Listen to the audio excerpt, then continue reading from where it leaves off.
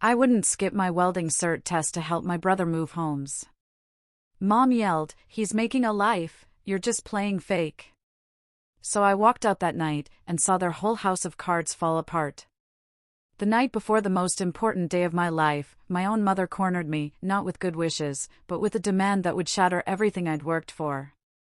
I always thought families were supposed to lift you up, not actively drag you down.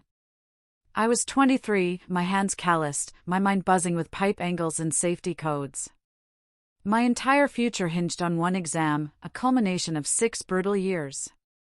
In that moment, the air in our kitchen, usually thick with the smell of Sarah's cooking, felt heavy, suffocating.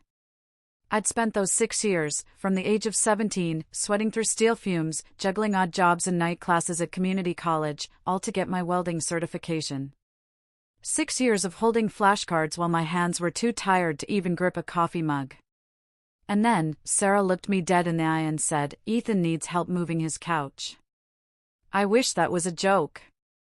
I didn't grow up feeling invisible, it just happened slowly, like a silent crack in the foundation. My older brother, Ethan, was always the golden child. His name was painted on the wall above his bed, complete with a little football.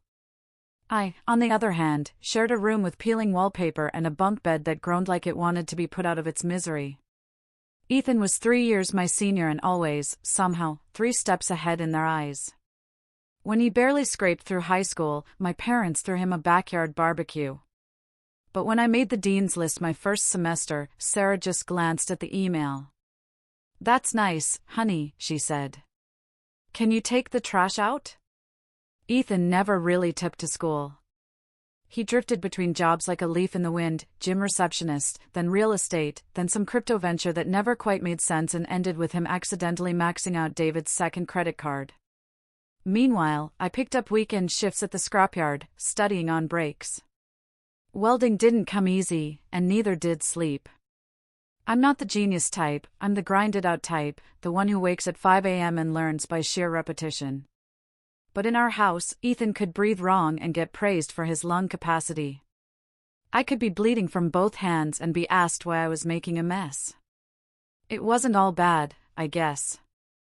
My grandma Nancy, David's mom, was the only one who seemed to truly see me. She called me Leo the Maker because I was always building things, even with scraps. But she passed away when I was 17. And whatever small buffer I had from the family hierarchy went with her. After that, I was just the spare son, the helper, the errand runner, the one who always had time because apparently, having goals wasn't real unless you wore a suit or posted about it on Instagram.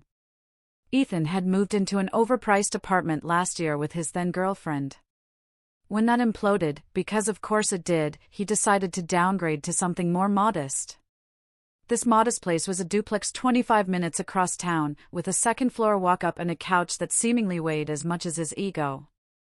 And he waited until the night before my exam to mention it.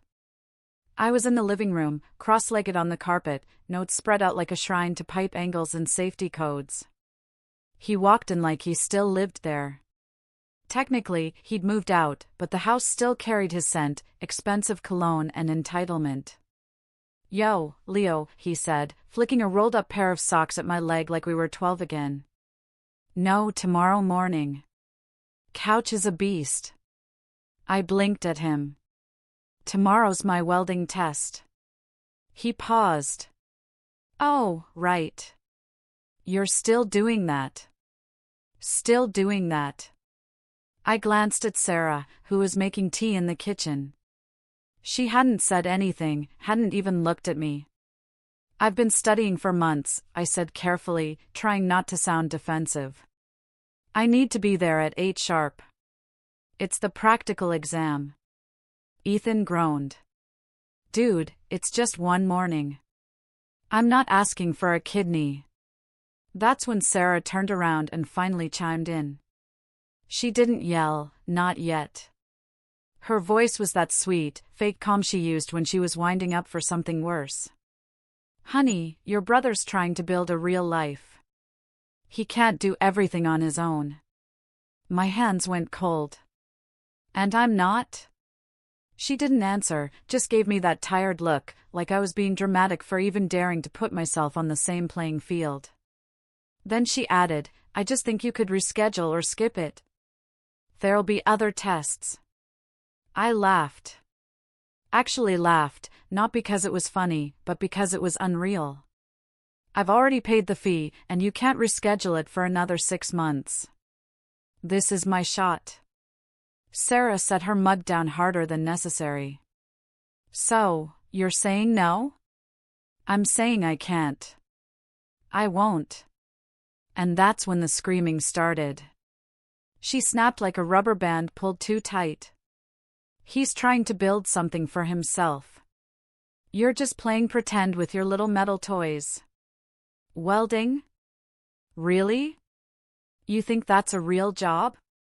You think that's going to take care of you? Every part of me wanted to shrink. But something else, something sharp, started to rise in my chest. I stood up slowly. And for once, I didn't apologize.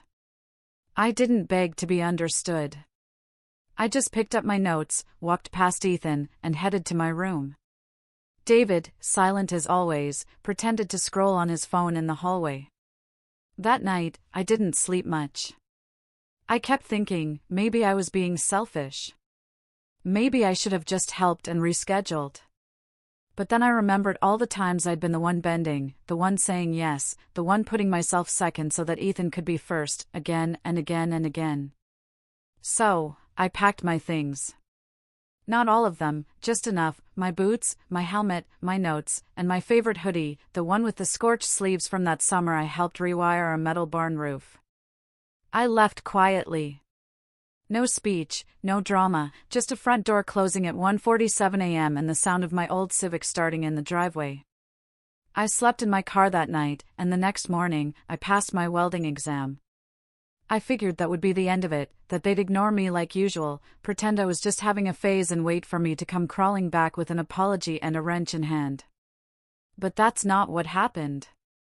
Because when I left, I took more than my backpack. I took the last thread holding their illusion of normal together. And without me there to prop it all up, their whole little house of cards began to collapse. But I didn't know that yet. Not then. I was just a guy with a certification, a sleeping bag, and a quiet kind of rage I'd spent years swallowing. A rage that was finally starting to grow teeth. For the next few days after I passed, I floated in this weird limbo between exhaustion and pride. I hadn't told anyone at home. No text to Sarah, no call to Ethan, not even a hey, I passed.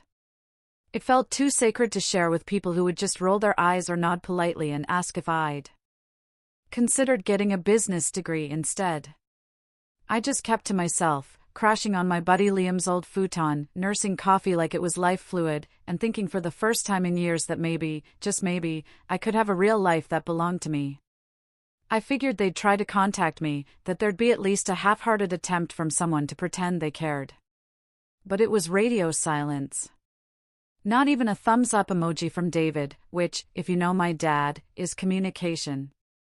The only ping I got was from Ethan 2 days later, didn't expect you to actually flake. Nice. No question about the test. No acknowledgement of what I'd been working toward for years. Just that. I didn't respond. Then, a week later, the guilt campaign began. It started with a text from Sarah, "You've made your point. Can you please stop punishing your family for loving you?" I stared at the message for a full minute before setting my phone down without replying. Loving me?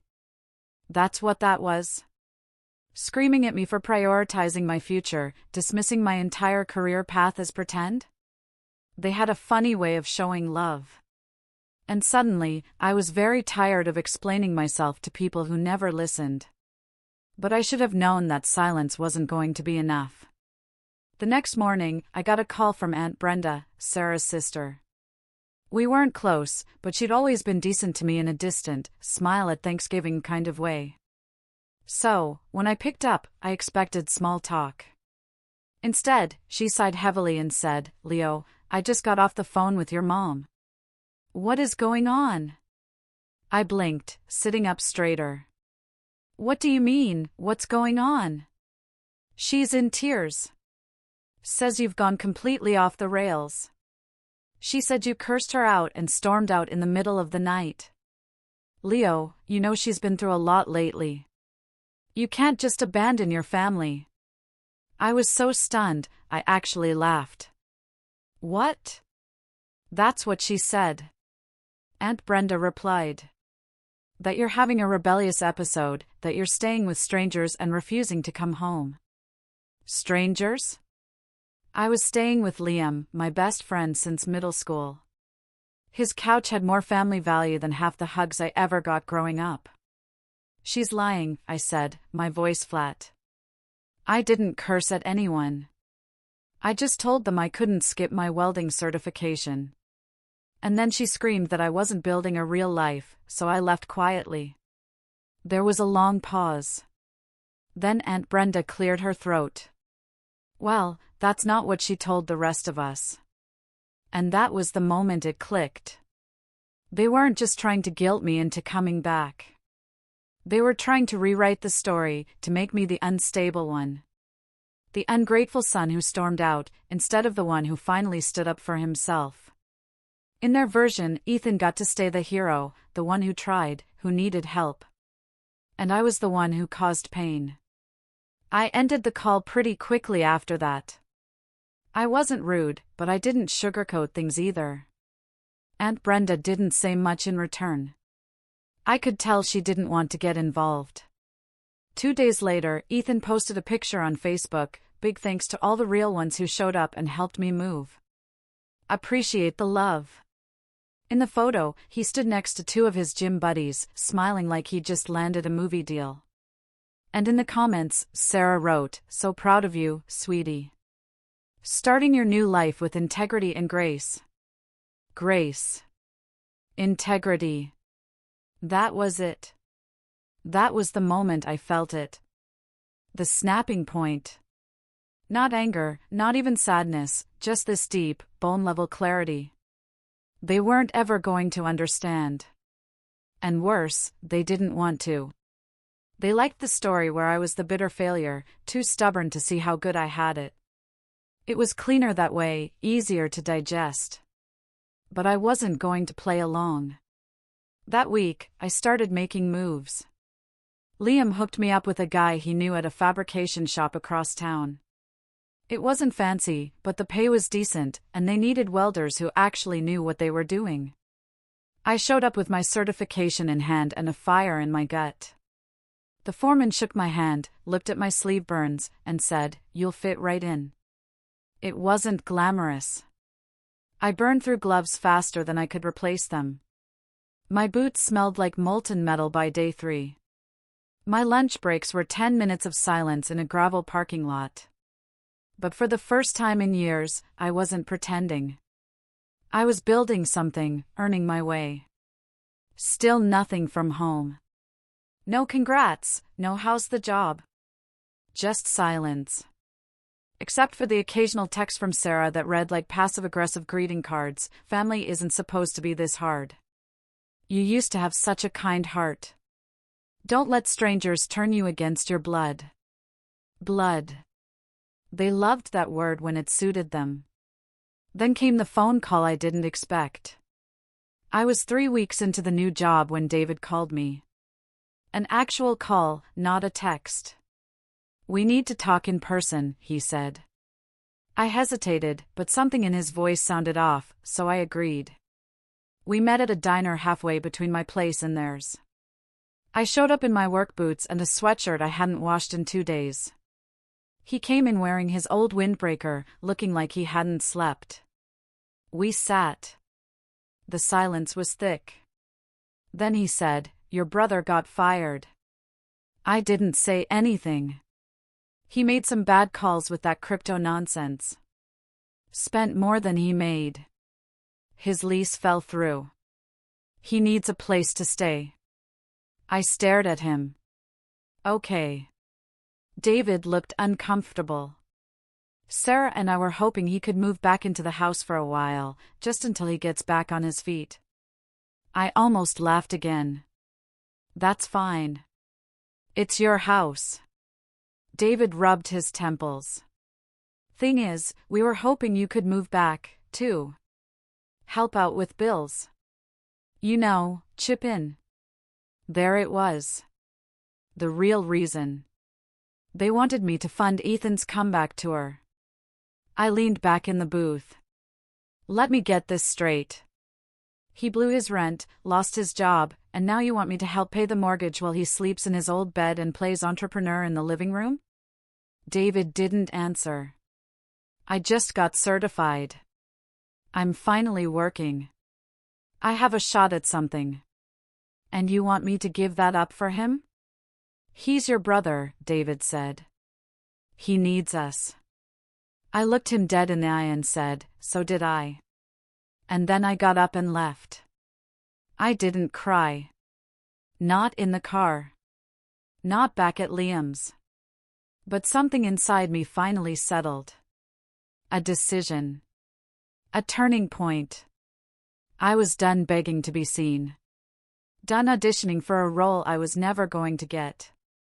But just when I thought the worst was behind me, when I thought the absurdity had peaked, it happened.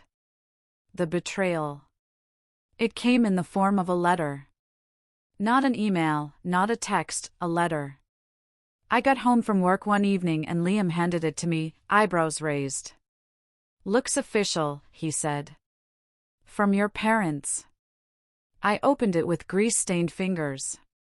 Inside was a formal notice, not legal, but close.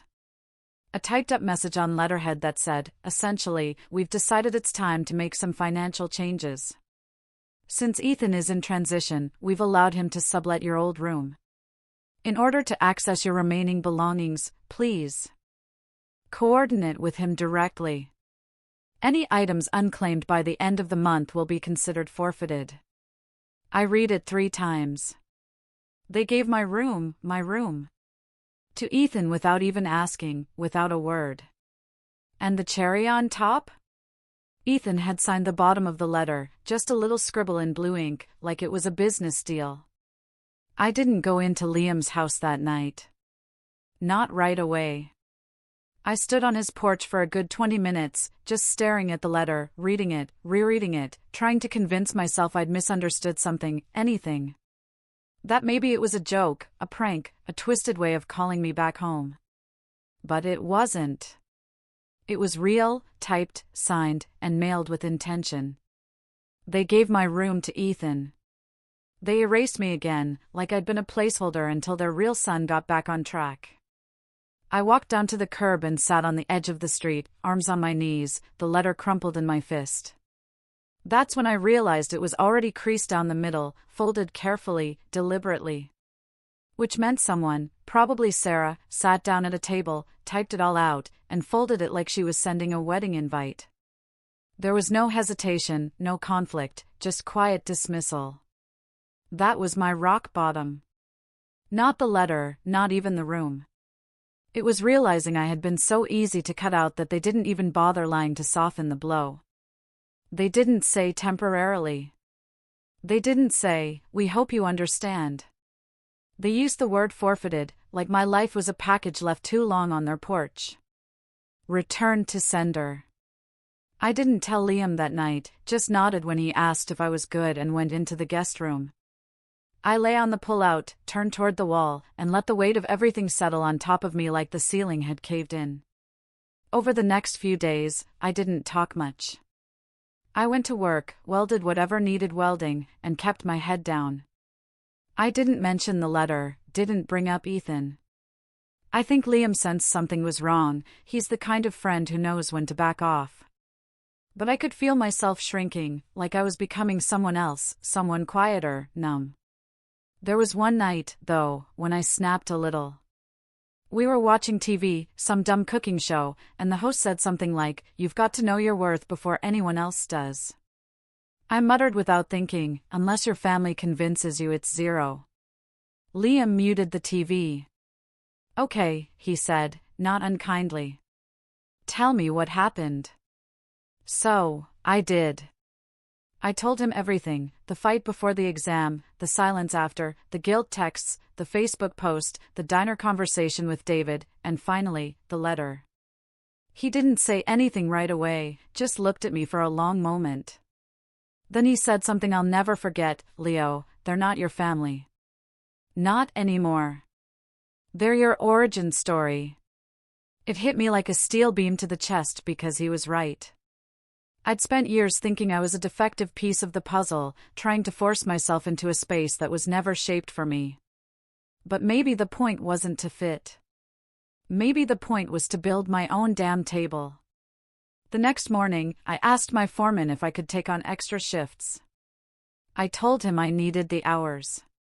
He looked at me, grinned, and said, "You're not going to sleep for a month, kid." "You sure?" I nodded. "Yeah, I'm sure." That month, I worked harder than I ever had.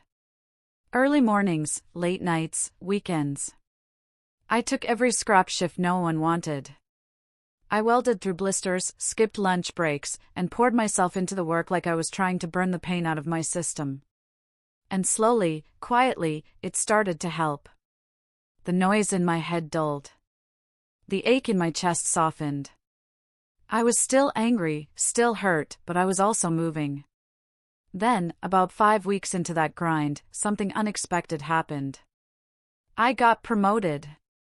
Not officially, no title, no raise yet, but the foreman started pairing me with the newer guys, having me check their joints, show them how to correct their arcs, give feedback without barking orders.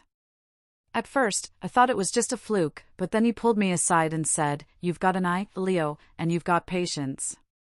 That's rare." I didn't know what to say, so I just nodded. Later that week, I bought myself a new set of gear, high-end gloves, a fresh helmet, even custom earplugs molded to my ears. It felt indulgent, sure, but for the first time in a long time, I felt like I was worth investing in. And then something wild happened. I got my own place. It was a small studio, not much bigger than a garage, but it had a working heater, decent water pressure, and a window that looked out over a scrapyard where the sun hit the rusted metal just right in the mornings. The landlord was chill, didn't ask too many questions, and let me sign a lease month to month. I remember standing in the center of that studio on move-in day, just me, a twin mattress, and a folding table, and feeling this wave of quiet peace. I had nothing, but it was mine.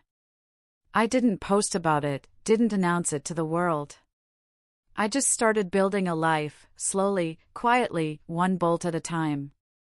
There were moments that made it harder, of course. One night, I stopped at a gas station and saw Sarah filling up her car at the next pump.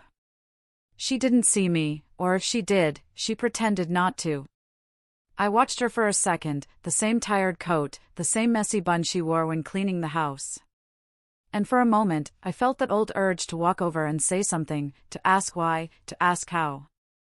But I didn't. I let her drive away without a word. Because by then, I'd learned something important. Closure isn't always a door someone else opens. Sometimes it's you standing alone, choosing not to knock. One weekend, Liam came by with a housewarming gift, a beat-up microwave and a plastic plant he said looked like it survived a war. We sat on the floor eating microwave burritos. And I finally told him my plan. I want to start my own thing.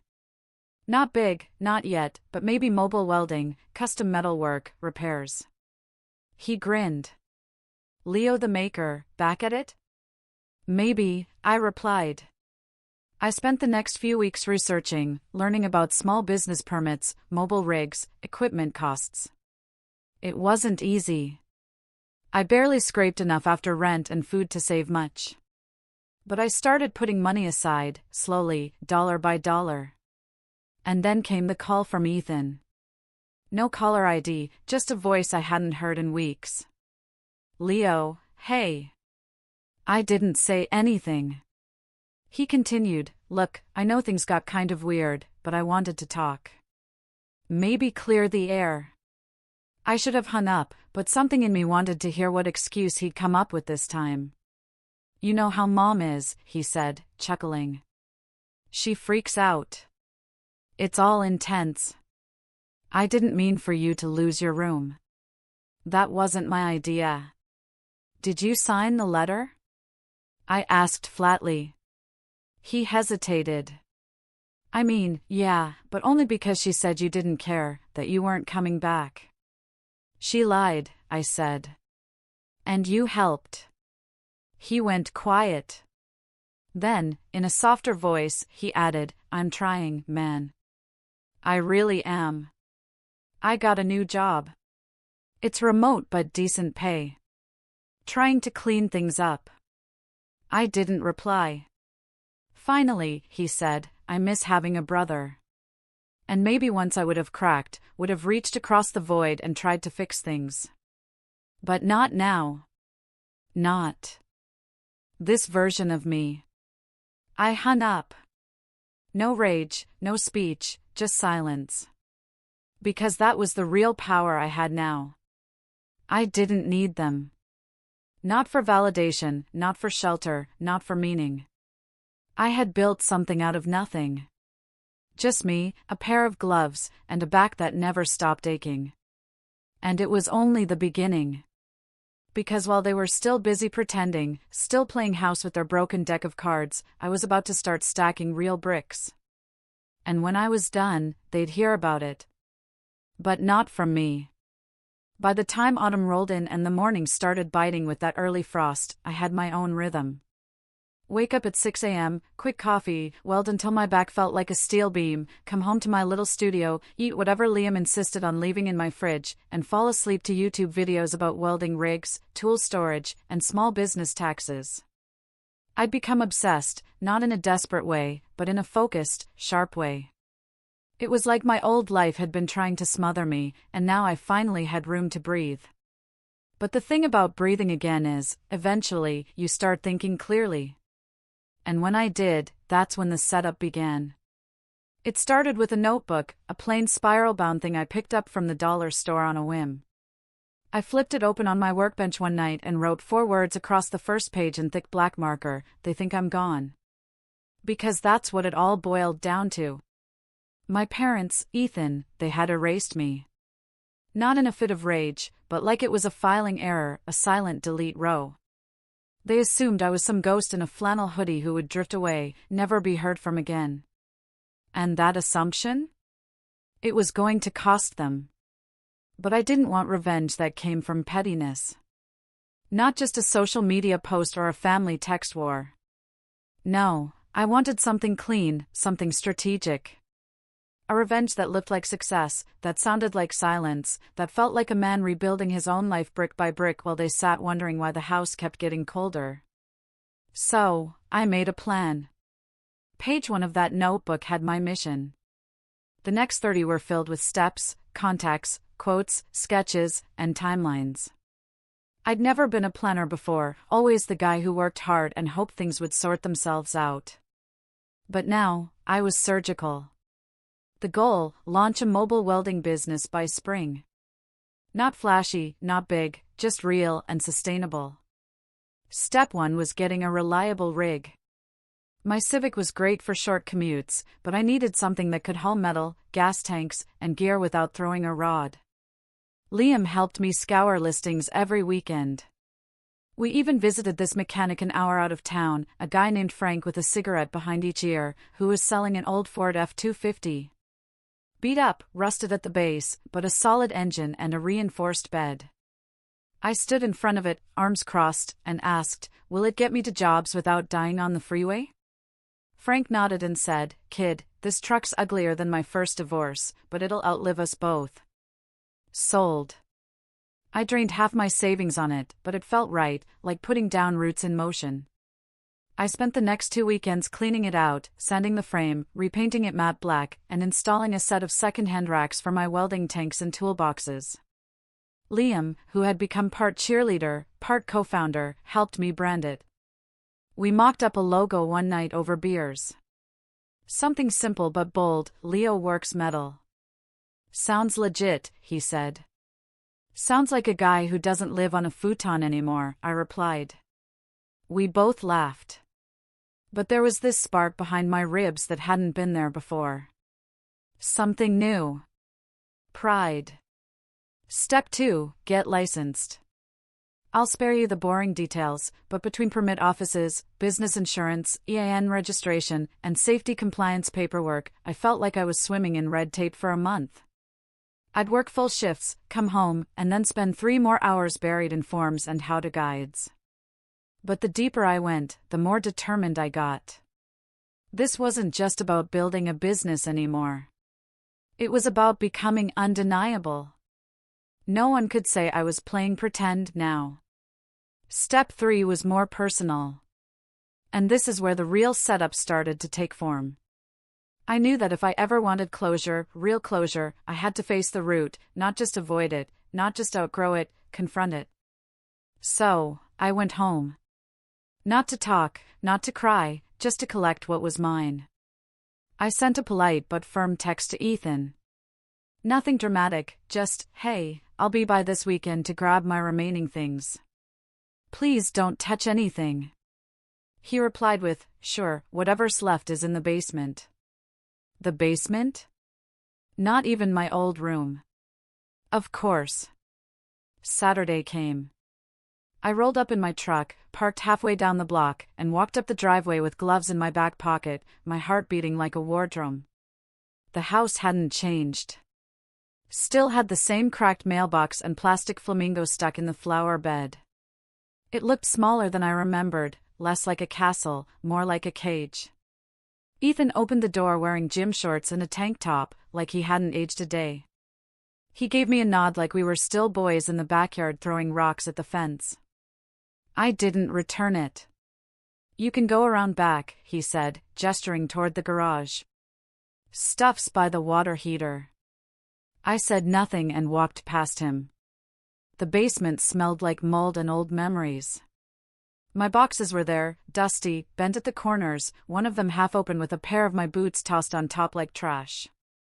I went through them slowly, my helmet, my first set of gloves, a photo of me and Grandma Nancy, the edges curled, a notebook full of welding diagrams from trade school. Things they probably thought I didn't care about, things they didn't care about. I packed everything into crates I brought from the truck, taped them, labeled them, stacked them cleanly. The whole time, no one came down to talk. I could hear the TV upstairs, hear Sarah's laugh in the background, but no one acknowledged I was there. Which was fine. Because before I left, I did one last thing. I pulled out a small envelope from my pocket, printed on thick cardstock, professionally embossed with my logo and my new business name. Inside was a simple one-page flyer, mobile welding services, launch date, services offered, and contact info. I slid it into the junk drawer in the kitchen, right next to the spare scissors and expired coupons. Let them find it. Let them sit with it. A few days later, the calls began. First, it was my aunt again. Leo, sweetheart, I saw your business ad on Facebook. Your mother posted it. Congratulations. I blinked. She posted it? She said she's so proud of your entrepreneurial spirit. I nearly dropped the phone. Not a word to me, but proud on Facebook. A few more days passed, and I got a text from David. Just a screenshot of my truck parked outside a job site, logo gleaming, with the words, "Looks good. Your grandfather would have liked this." It didn't come with an apology. But it didn't have to. Because the next setup came in the form of a contract.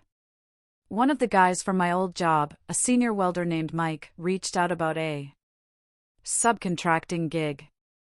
Said he liked my work ethic, and his cousin owned a construction firm that needed metal work done for a set of new housing units going up on the west side. Cash flow's good, he said. And it's your name on the invoice. I met the cousin. We shook hands, agreed on scope and pricing. I signed my first real contract under Leo Works Metal that night. I took a photo of the check when it cleared and printed it. I didn't mail it, didn't even wave it around. I just pinned it to my workbench, right next to the crumpled letter from my parents. One piece of paper said forfeited. The other said paid in full. I didn't plan to get involved with the neighborhood association project, not at first. I just wanted to weld, build things, grow my client list. But life has a funny way of setting up your revenge for you, quietly behind the scenes, while you're busy rebuilding your life from the ground up. It started with a woman named Karen. She was in her late 50s, ran the local neighborhood association for the Oakview Expansion Project, a mid-tier suburban development on the edge of town. Her husband had seen my truck at a job site, snapped a picture of the logo, and gave her my number. She called me the next day. "We're looking for someone to fabricate custom railings for 20 new units," she said. "And possibly assist with some gate restoration on the older properties. Your name came up. You come highly recommended." I nearly dropped my phone.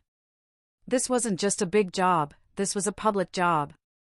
High visibility, consistent work, a contract that would not only pay my rent 6 months in advance but give me something more valuable, credibility. I met her at the site, gave her my pitch, showed her photos of previous work, certifications, insurance. I was nervous, overprepared, sweaty, but she nodded, flipped through my folder, and said, "You're the first guy we've met who actually came prepared. The board votes next week, but I'd say you're in good shape." I got the contract 2 days later. And then the universe did its thing. 3 weeks into the project, I pulled into the neighborhood early to get a head start. I'd just finished unloading steel rods when a familiar voice floated across the cul-de-sac. "Leo?" "Wait, Leo." I turned slowly. There she was. Sarah, hair perfectly curled, Starbucks cup in hand, wearing that same smug smile she always wore when talking to people she needed to impress. She was walking a small white dog on a pink leash, one she used to swear she hated. And next to her, Ethan, in joggers, wearing sunglasses despite it being overcast. I didn't flinch. I just wiped my hands on a rag and nodded. "Hey." She blinked like she'd seen a ghost. "What? What are you doing here?" "I run metal fabrication for Oakview now," I said, nodding toward the railing behind me. "Custom installs, gate repair, that sort of thing." Ethan squinted. "Wait, this is your company?" I smiled. "Just a little." "Yeah, Leo Works Metal. You might have heard of it." Their faces were priceless. Turns out they'd just moved into Oakview. Of course they had. Apparently, after Ethan's crypto incident imploded and his rebound job fell through, they'd scraped together enough to co-sign a unit together, one of the pre-furnished townhomes built during the first expansion. A last-ditch effort to start fresh, away from the city, away from the drama. Too bad the drama followed. "Wow," Sarah said after a pause. "Good for you, sweetie." "Sweetie," I nodded. "Appreciate it." Then I went back to work. But something about that run-in, it stuck in my head. Not because I wanted to impress them anymore, but because I saw something behind their eyes I hadn't seen in years. Uncertainty. They didn't know who I was anymore. And that was power. Over the next few weeks, the Oakview job became my second home. The residents loved me. I showed up early, did the work clean, didn't cut corners. Word spread. I started getting calls from people outside the association asking about custom furniture, signage, even sculpture work. I was booked out for 2 months straight. Meanwhile, Ethan and Sarah were right there, living among the people I now worked for, watching as the kid they'd once mocked, the one who'd been called just a welder, slowly became a name people respected. Then came the HOA meeting. Karen called me one afternoon. "Hey, the board wants to recognize you at the quarterly meeting. You've made a huge impact on the neighborhood. Can you stop by and say a few words?" I agreed. I wore my best shirt, clean jeans, brought a photo slideshow of before and after projects on my iPad. The meeting was held in the community clubhouse, the same place where they held family barbecues and wine nights. About 40 people showed up, including Sarah and Ethan. They sat near the back. I didn't look at them once. Karen introduced me. I spoke for 5 minutes. Simple stuff: how I got into welding, what I love about it, how grateful I was for the opportunity to work in a community that values craftsmanship. When I finished, they clapped. All of them. Even Sarah. Afterward, during mingling and refreshments, Karen pulled me aside. "You know," she said, "a few of the older units here are still technically under the first HOA management company. They're a bit of a mess. Late on repairs, behind on paperwork. It's slowing us down. But next quarter, we're voting on consolidating the board, bringing everything under one management, which means we'll be looking for a new maintenance and fabrication lead for the entire subdivision." I raised an eyebrow. "That's a lot of ground to cover." She smiled.